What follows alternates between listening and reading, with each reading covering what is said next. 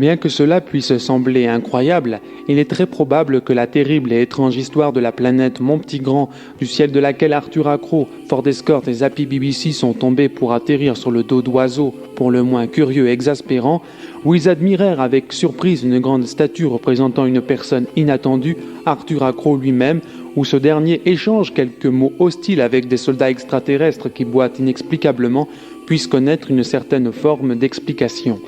De plus, il est probable que cette explication aura quelque chose à voir avec ces mystérieux machins-trucs chouettes dont les oiseaux refusent de parler. En plus de tout cela, il est aussi possible que Lintila, l'archéologue qui pourrait très bien se révéler avoir une vie tellement bizarre qu'elle en deviendrait très improbable, puisse jouer un rôle majeur dans la découverte de cette explication.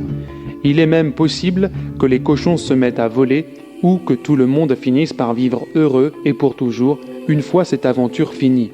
Dans un univers infini, tout, même le guide du routard galactique, relève du domaine du possible. Dites-moi comment vous êtes arrivé ici.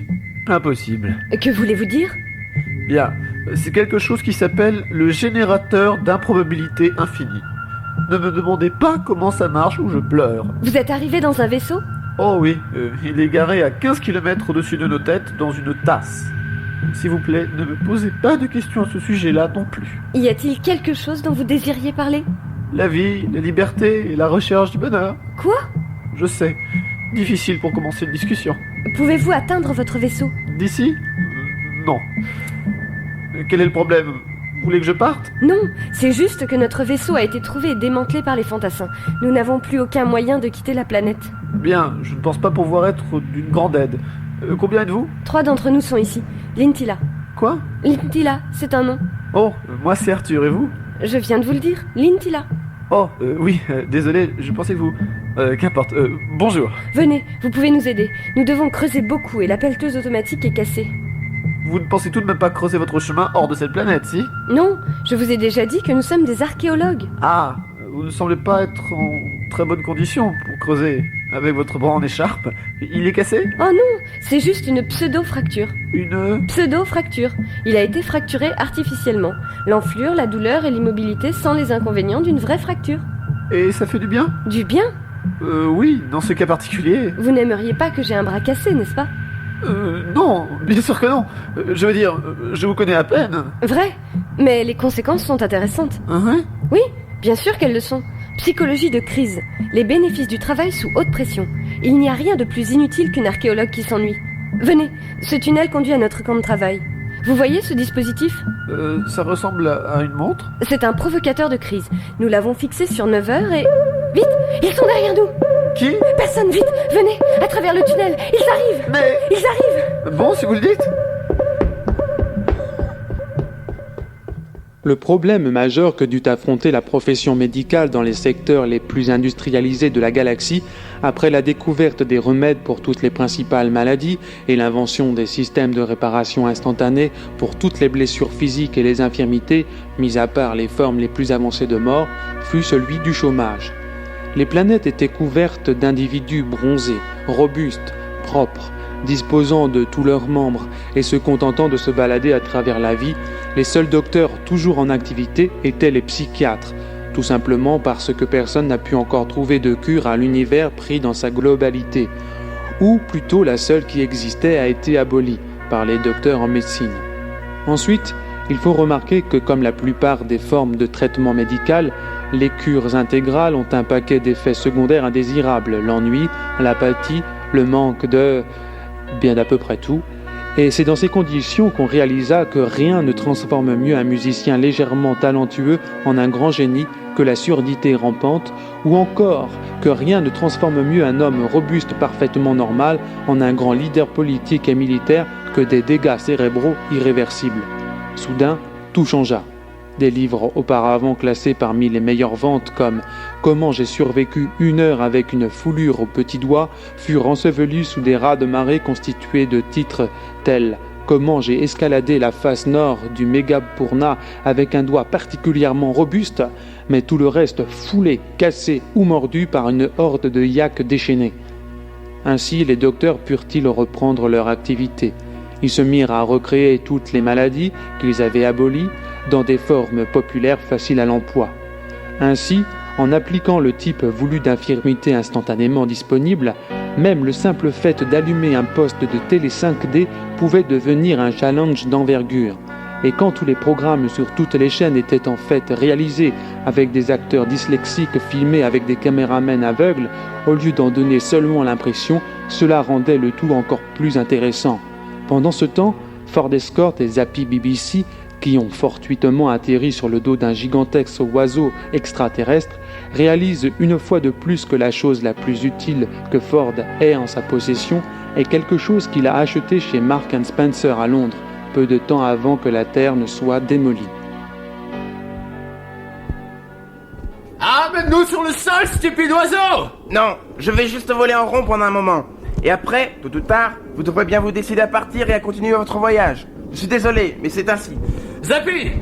Accroche-toi, je vais ramper jusqu'à son cou! Tu vas faire quoi? Ramper jusqu'à son cou! Avec ma serviette! Mais tu es fou? À des kilomètres du sol, accroché à un oiseau cinglé, tu veux lui sécher le derrière des oreilles? Contente-toi de regarder! Regardez? Je vais prier, mec! Tu connais une bonne religion? Tu regardes! J'y vais!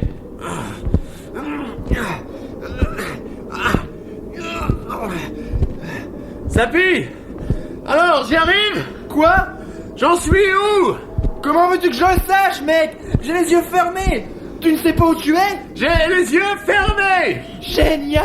Foutez le camp de mon cou! Non! Laissez mon... Ah! Qu'est-ce que vous faites? Je couvre tes yeux avec ma serviette!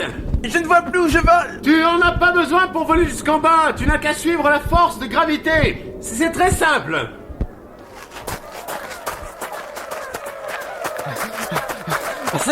C'était une idée géniale, non? Cours! Avec la serviette! Coup vraiment génial! Cours! Contente-toi de suivre la force de gravité que je disais. Tu sais, c'est toujours la simplicité qui marche. Mais mec! Si tu pouvais juste courir! Je cours! Et c'est les idées les plus simples qui requièrent le plus d'intelligence. Tu sais? Je veux dire, oublie Marvin! Ici, c'est moi, tu sais, l'intellectuel. Pas besoin d'un livre pour m'instruire, non. Il me suffit d'entrer en communion avec moi-même pendant une petite demi-heure. Et c'est bon. Cours! Faut qu'on trouve un abri! Il y a quelque chose de loin. Je sais pas trop ce que c'est. On y va! On continue de courir, mec! Y a combien d'oiseaux, tu penses? Deux douzaines. Cours! Ils ne peuvent pas continuer comme ça indéfiniment. Ils devront partir pour aller bouffer quelque chose, tu sais. Je veux dire, prends le point de vue strictement biologique. Ils devront bien se reposer les pattes quelques heures tandis qu'ils digèrent. Et alors? Cours! Oui. Je vais probablement avoir besoin d'une nouvelle serviette à un moment ou à un autre.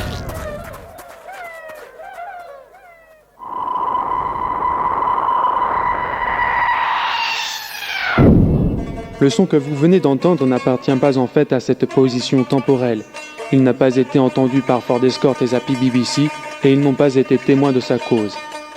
Il a été inséré à ce moment précis, en partie pour mettre en exergue certaines relations causales entre les événements passés et à venir, et en partie pour créer une sensation de mystère et d'étonnement, A, quant à sa nature, B, quant à la nature de ces événements passés et futurs, et C, quant à savoir si ces relations causales alléguées revêtront par la suite la moindre importance, si toutefois elles apparaissent. Pour le moment, il suffit de dire que l'événement, souligné par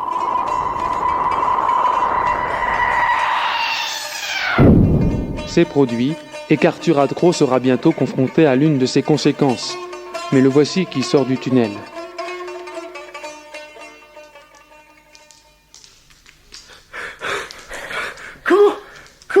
Comment vous avez fait ça?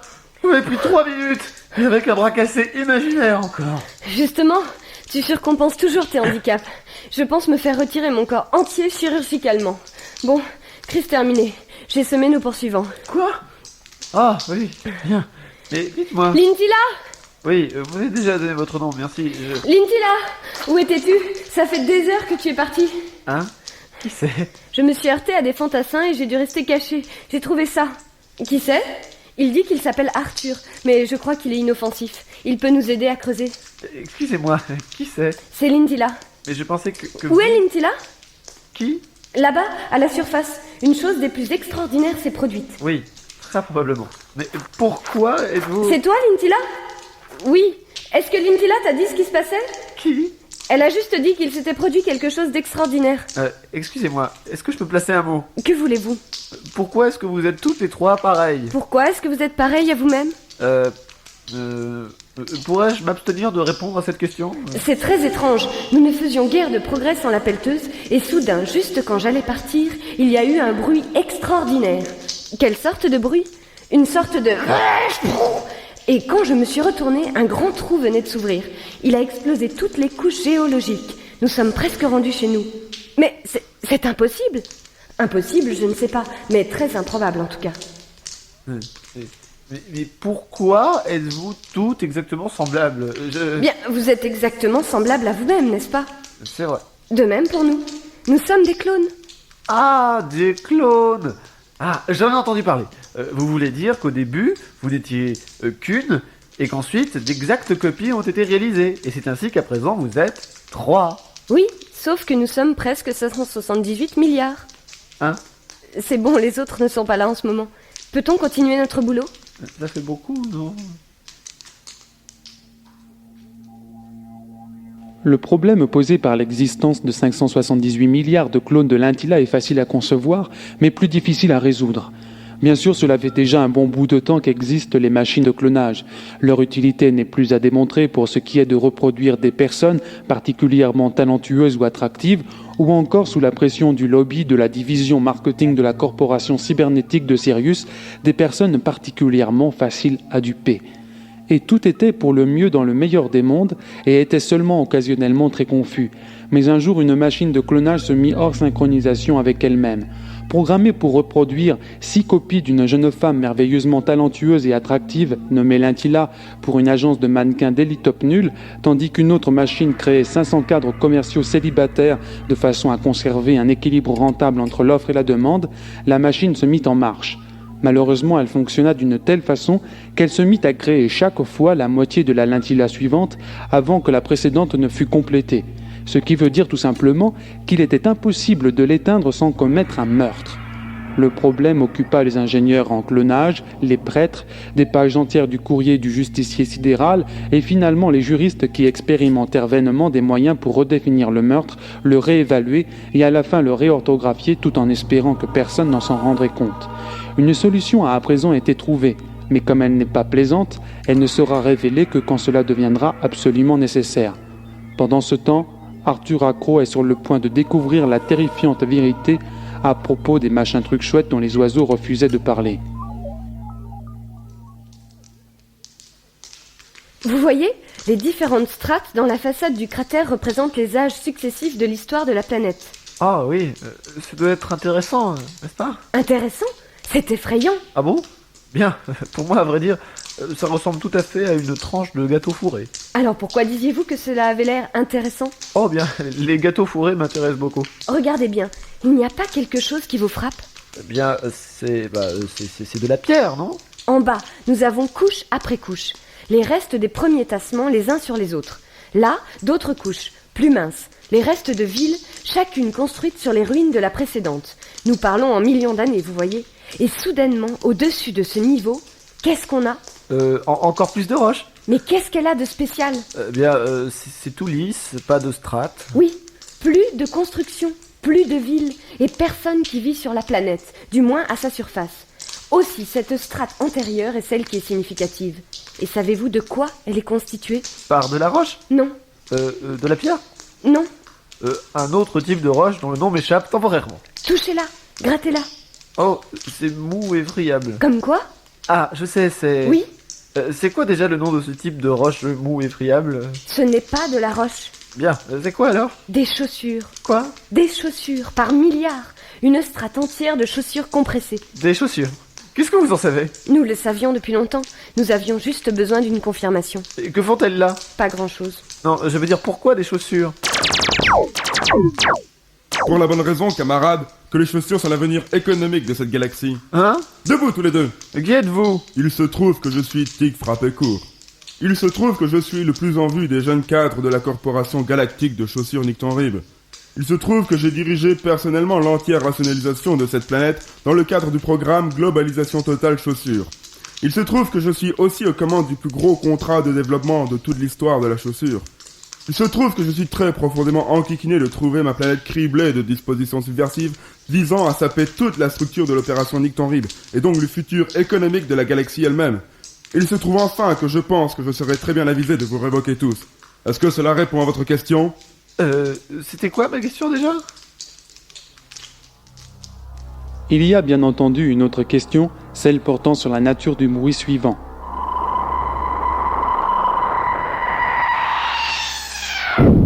Qui, comme il a été suggéré, est d'une façon ou d'une autre en relation avec l'apparition soudaine et fortuite d'un profond cratère. À présent, plusieurs sons peuvent être entendus au fin fond de ce trou qui pourraient tendre à expliquer le bruit précédent. Voici ce à quoi ressemblent les nouveaux sons en question.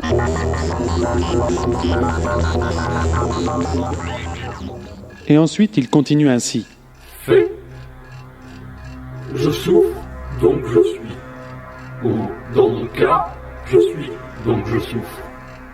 Oh, voyons, il semble que je sois étendu au fin fond d'un trou très très sombre.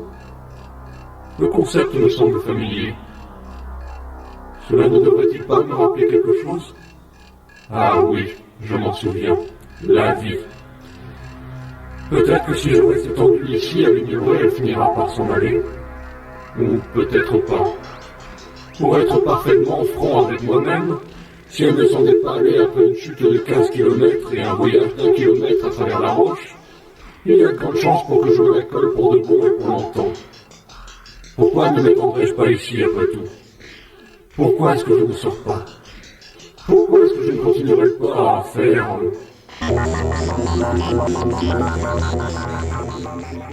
Quelle importance? Et même si cela importait, quelle importance que cela importe?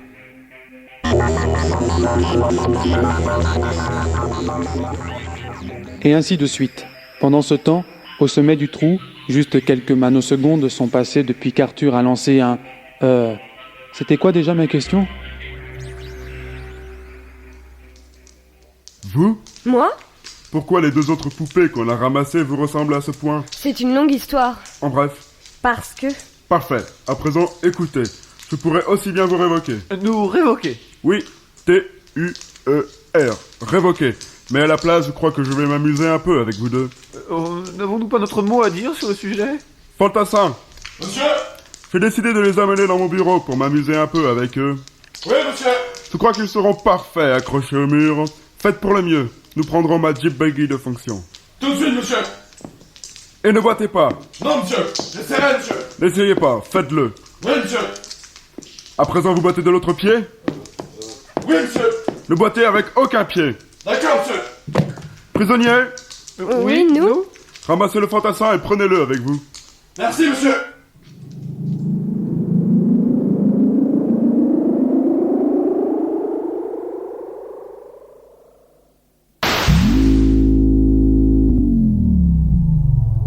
Bienvenue dans mon bureau. Le centre nerveux de l'opération se trouve ici. Fantassin, Monsieur! montre-leur le film. Oui, monsieur! Vous deux, amenez-le au progioscope. Qu'est-ce qu'il a? Ses pieds n'ont pas la bonne taille pour ses chaussures. Ah. Merci beaucoup! Ceci est un film de la Corporation Galactique des chaussures Nicton-Rib, les aventuriers du marketing agressif. Prenez une planète, n'importe laquelle, prenez par exemple Backtrax, Onutrinque, ou la Terre, ou Casband, ou Hazeldeg, ou encore une des nombreuses planètes sur laquelle nous avons déclaré le marketing. La Terre? C'est ma planète. Mais elle a été démolie? Dans ce cas, elle a échappé à un destin très désagréable. Quoi? Pire que d'être démolie? De loin, regarde. Nous verrons ce qui peut être accompli en étudiant le cas de mon petit grand. C'est mon bébé. Ils sont très fiers de moi au bureau central. Quelques siècles plus tôt, c'était une planète heureuse et prospère où la vie s'écoulait paisible sans aucun souci. Alors heureux, mais terriblement, merci. Et vous, Prosper? En effet, occupé? Oh oui, en forme, les yeux étincelants, la peau claire, les pieds dans de bonnes chaussures. La vie n'est-elle pas merveilleuse? Oh super! Oui, mais voilà, seule une toute petite chose ne va pas. Il ne rapporte pas d'argent à la corporation de chaussures Nick ton Rip. Et alors? Alors, sur la face cachée de leur satellite lunaire, nous avons installé un rayon intensificateur de magasins de chaussures Nick ton Rip. Et soudainement, les gens sont assaillis par le désir insensé et irrationnel de construire des magasins de chaussures. Sur tous les axes routiers, à chaque coin de rue, dans toutes les zones commerciales, magasins de chaussures après magasins de chaussures. Oxford Street! Quoi? Oxford Street! Ils viennent juste de montrer une image d'Oxford Street! Et alors nous les avons eus? Oh que oui! La mode! Chaque année, les chaussures de tous les magasins sont soit beaucoup trop larges, soit beaucoup trop serrées, ou même, dans des cas extrêmes, soudées ensemble par les talons. Oh oui, ce que nous avons rigolé! Ce que nous avons pleuré de rire quand tous les magasins qui restaient sur la planète se sont transformés en magasins de chaussures. Ce que nous toussions et bredouillions d'hilarité quand les gens tentèrent de se révolter et que nous leur avons envoyé nos fantassins. Pas de panique, baissez les bras. Nous voulons juste vous aider à éprouver le maximum de plaisir dans vos chaussures. Elles ont beaucoup d'amis et elles sont à l'avant-garde de la mode. Soyez cool, marchez avec style, relaxez-vous et vous apprécierez mieux vos chaussures. Relaxez-vous et vous. Que se passe-t-il? Pourquoi les lumières sont éteintes? Fantassin! Monsieur! Courez au générateur de secours. Je ne peux pas, monsieur. Pensez que j'ai les pieds gangrénés. Alors, saisissez au moins les prisonniers. Prisonniers! Oui? Saisissez-vous! Bon, maintenant, qu'est-ce qui se passe ici? Qui a enfoncé la porte? Marvin! Je suppose que vous aimeriez être secouru. Ah oui, merci. Bah vous! Venez Lintila, foutons le camp! Bien, si vous voulez venir, dépêchez-vous. Attendez, je dois juste enclencher mon provocateur de crise. Voilà! Vite! Ils sont derrière nous! Le couloir du bas! Celui-là? Oui! C'est le couloir du haut! D'accord, on prend le couloir du haut! Vite! Oh! Celui-là! Je crois que vous pointiez!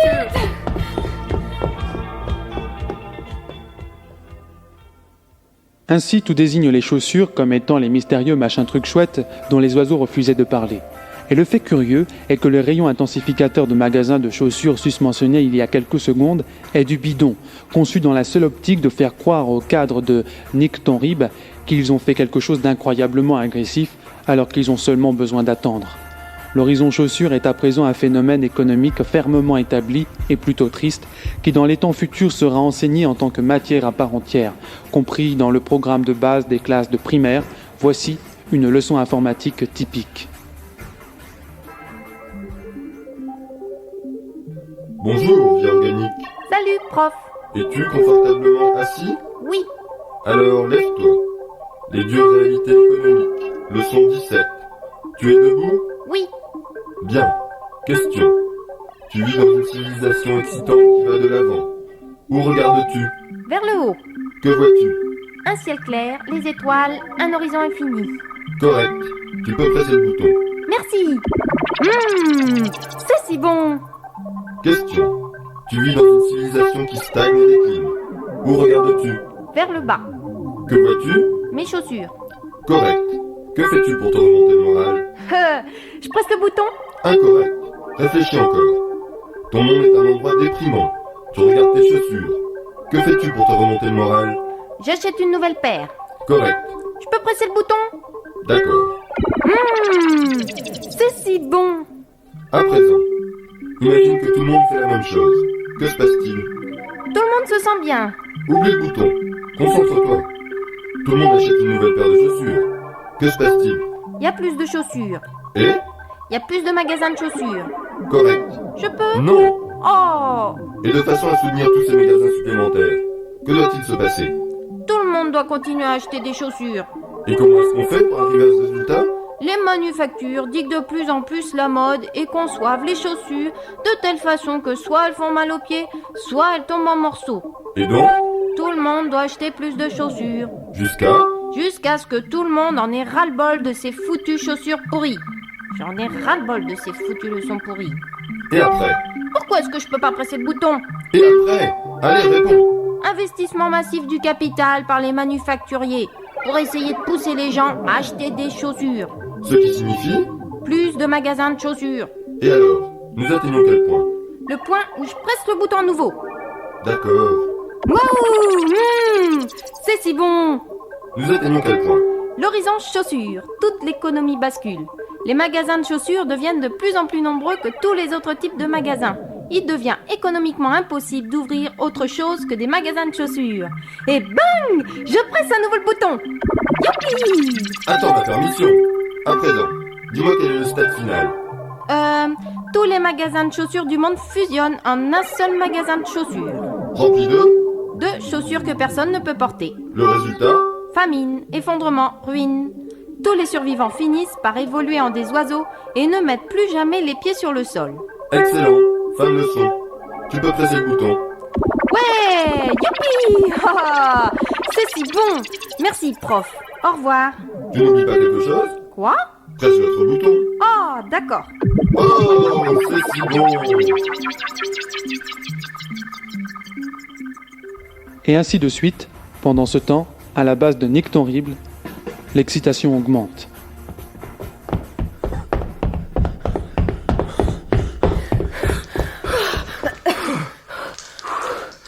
Tu as fait du bon boulot pour nous trouver, Marvin. Où étais-tu? Dans un vaste trou sombre et profond. J'en suis sorti parce que je commençais à trop l'aimer. Allez, faut continuer de courir. On doit trouver un moyen pour sortir d'ici. D'accord.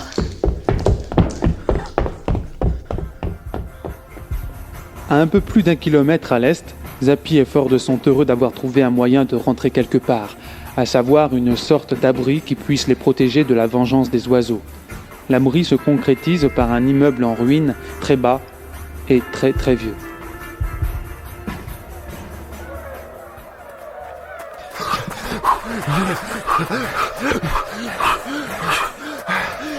La porte! Ouvre-la!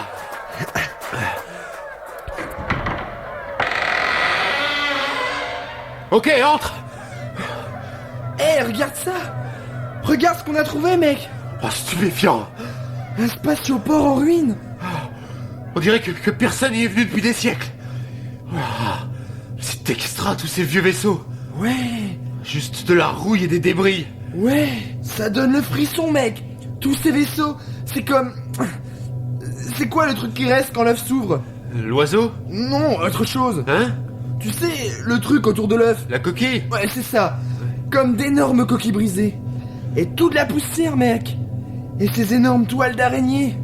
Des lignes spatiales transstellaires. Ça a dû être des vaisseaux vraiment terribles, mais aujourd'hui... Un regard et il s'effondrerait. Je veux dire, regarde celui-là.